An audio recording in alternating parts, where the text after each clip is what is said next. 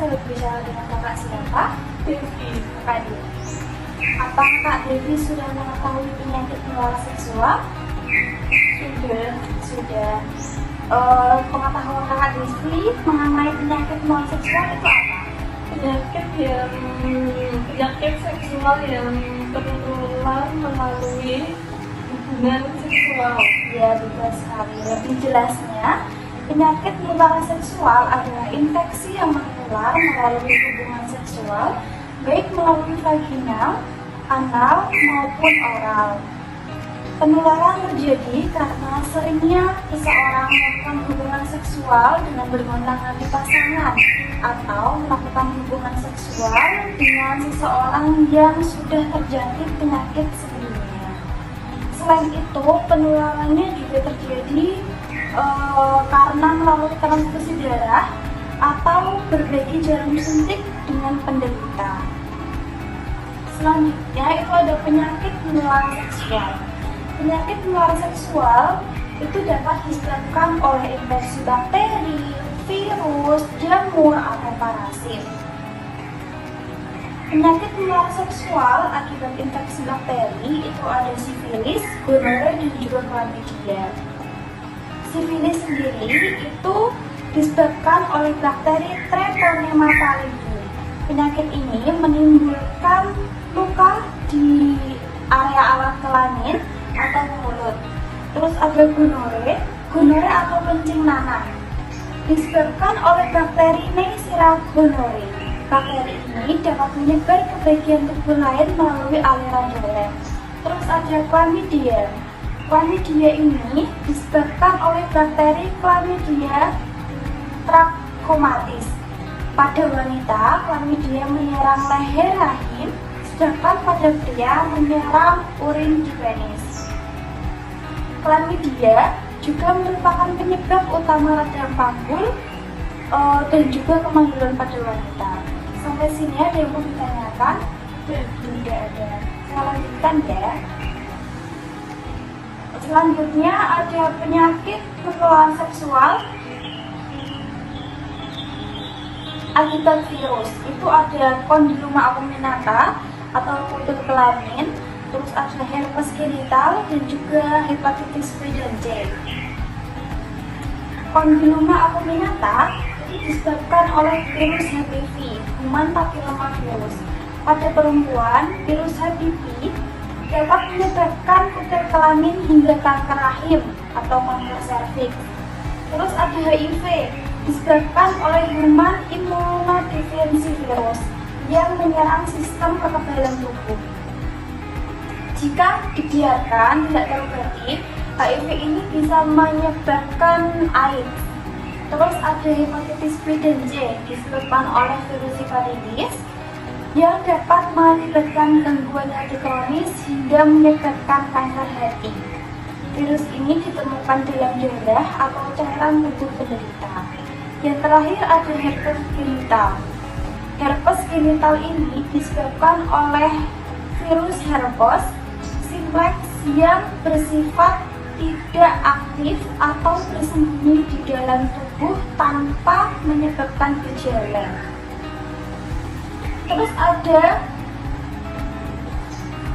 penyakit menular seksual akibat parasit. Itu ada trichomoniasis. Trichomoniasis disebabkan oleh parasit Trichomonas vaginalis. Penyakit ini menimbulkan keputihan pada wanita. Nah, gejala-gejala penyakit menular seksual sendiri itu ada ruam kulit di badan, kayak di selangkangan, di area genital, terus ada gatal di area genital, terus ada nyeri saat berhubungan seks, keluarnya cairan, nyeri perut, pembengkakan testis, terus ada perdarahan di luar masa mens, pembengkakan kelenjar getah bening di area selangkangan, dan juga demam atau menggigil.